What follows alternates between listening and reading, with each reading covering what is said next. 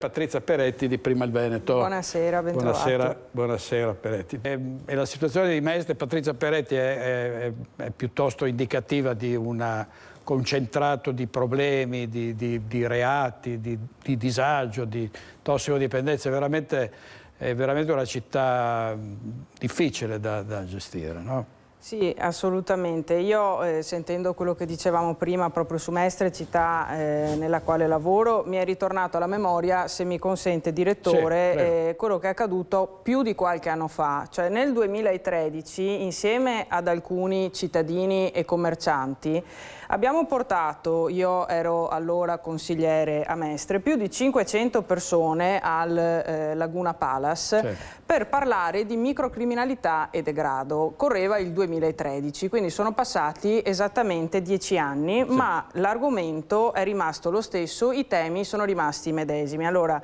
furono invitati all'epoca il prefetto, il sindaco Orsoni, che però decise di non partecipare, e ci diede un po' dei pazzi visionari, dicendo che tutto sommato il problema non sussisteva, che la stazione di Mestre era un posto assolutamente tranquillo, si stava rinnovando, si sarebbe potuti andare a girare tranquillamente, il problema degli accattoni, dei mendicanti violenti e molesti tutto sommato non sussisteva o era comunque circoscritto ad una piccola zona della città che si stava provvedendo a sgomberare. In realtà il problema è stato solamente spostato per un breve periodo di tempo da un quartiere all'altro, e quindi c'è stata una ignoranza totale del problema. Allora io credo che prima di arrivare a tutti questi casi che abbiamo sentito questa sera e che purtroppo sentiamo nelle cronache tutti i giorni, ci sia qualche campanello di allarme prima, no? Il vulcano prima di esplodere, prima di eruttare, qualche piccolo segnale secondo me lo dà. Io credo che il problema sia l'ignoranza di questi segnali, sia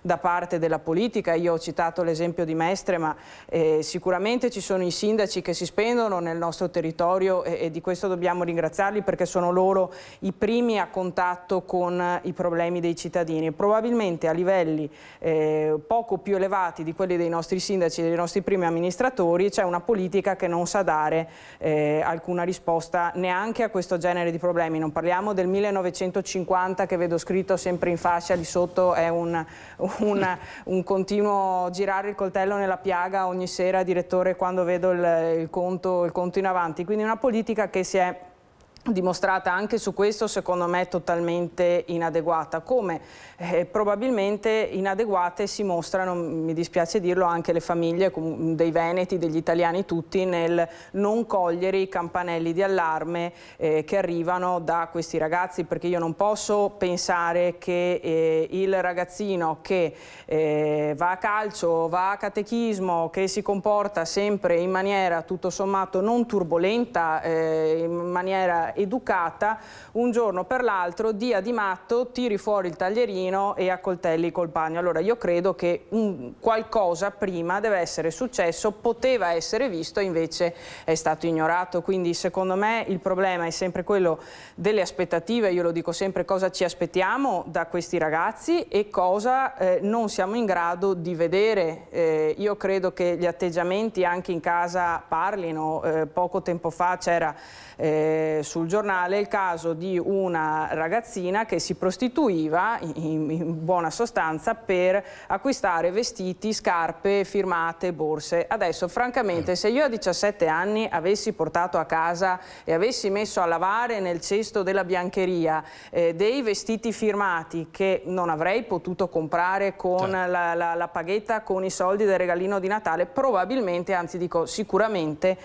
mia mamma, i miei genitori si sarebbero accorti e si sarebbero chiesti da dove arrivassero quei capi che avevo messo a lavare. Quindi io credo che ci sia un continuo coprirsi gli occhi davanti ai problemi, che sia quello del degrado, quello della criminalità, delle baby gang. Si giustifica, si preferisce chiudere gli occhi davanti a quelli che sono i problemi per non affrontarli, perché si fa molta fatica ad affrontare i problemi. I nostri sindaci che abbiamo qui oggi sanno che per affrontare un problema non è che, così semplice dire adesso da oggi si fa così, così, così perché l'ho detto io. Ecco, è vero? No, non è così immediato. Ci si scontra purtroppo con una realtà anche burocratica, legislativa, io non nascondo che è assolutamente spesso farraginosa, spesso lacunosa, però comunque credo che sia necessario anche a livello normativo fare delle riforme. Io mi auguro che il nuovo governo, che il nuovo ministro riesca anche in punto giustizia a portare avanti delle riforme che vanno a tutelare non solo i più deboli, ma anche questi ragazzi dal male che possono farsi da soli, perché, e lì rientra anche l'educazione civica che a me dispiace, io per quello che ho potuto vedere dentro le scuole è affrontata malissimo, è una materia di un po' di scarto, lasciata un po' da parte, dove si dà un'infarinatura generale ma non viene spiegato a questi ragazzi quali sono le conseguenze dei loro atteggiamenti, sia sul piano civile che sul piano penale, perché non ce le hanno sul piano civile solo i genitori, che risarciranno poi gli eventuali danni di questi ragazzini. Sul piano penale saranno punibili dai 14 anni in su, però probabilmente non gli viene spiegato neanche cosa rischiano. Io penso che davanti alla conoscenza di cosa può succedere, probabilmente un passo indietro potrebbero farlo anche loro. Allora, grazie Patrizia Peretti. Insomma, il reddito di cittadinanza finirà nel 2024. È chiaro che se qualcuno prende un reddito di cittadinanza di 600 euro e gliene offrono 700 in un bar, dice ma io prendo il reddito di cittadinanza, e poi magari fa qualche lavoro in nero e guadagna di più senza fare, diciamo, senza sforzarsi più di tanto, no? Se lavora bene, chi lavora bene ha delle prospettive, ha un futuro, no? Cioè, quindi bisogna, non è che si sta lì passivi ad aspettare che i lavori cadano dal cielo. Patrizia Peretti? Assolutamente, cioè non posso che essere d'accordo con le sue parole. È vero che gli aspetti sono molti variegati, non possiamo fare un discorso unico che coinvolga tutte queste problematiche. È vero che sicuramente c'è difficoltà da parte soprattutto dei più giovani di approcciarsi, secondo me, a quella che è la realtà lavorativa, perché fa paura un tirocinio, fa paura un apprendistato, pensare di poter lavorare a titolo, diciamolo, quasi gratuito o che si crede non correttamente remunerato.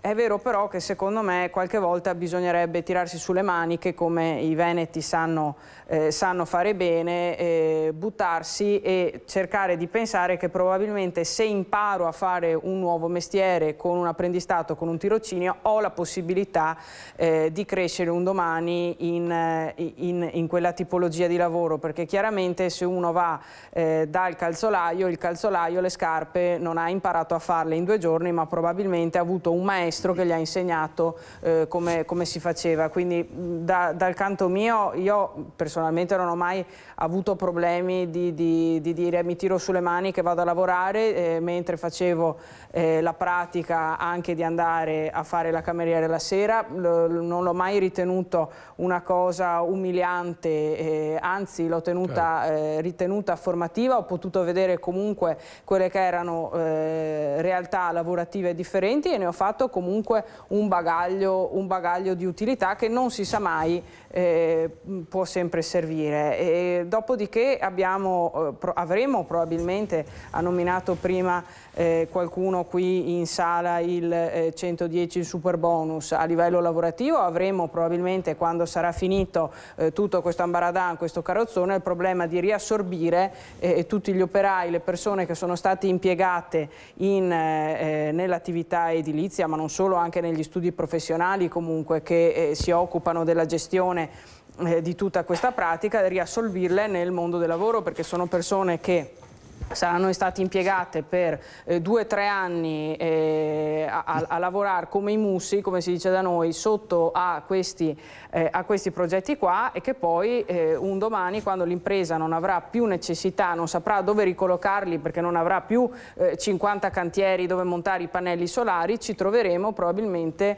a dover capire come poter riassorbire queste persone qua. Non ne verrà fuori, io voglio ben augurarmi un nuovo reddito di cittadinanza per gli ex lavoratori del Superbonus 110, perché mi pare una cosa astrusa, però non vorrei essere portatrice di brutti spunti per qualcuno. Quindi il problema del lavoro è indiscutibile, c'è, non c'è da adesso. Per quanto riguarda le paghe, voglio dire, se qualcuno va a fare la commessa, c'è il contratto collettivo nazionale del commercio che stabilisce i minimi e i massimi per ogni livello, per ogni categoria, quindi conoscendo quelli che sono i diritti, ci sono per chi vuole le associazioni, i sindacati che possono spiegarli, quindi chiaramente se viene assunta come commessa part-time a 36 ore non potrai avere una paga base mensile di 100 euro, questo mi pare chiaro, basta andare a leggersi, le norme ci sono, poi possiamo discutere se siano da rivedere i contratti collettivi, se siano bassi, tutto quello che vogliamo, però un minimo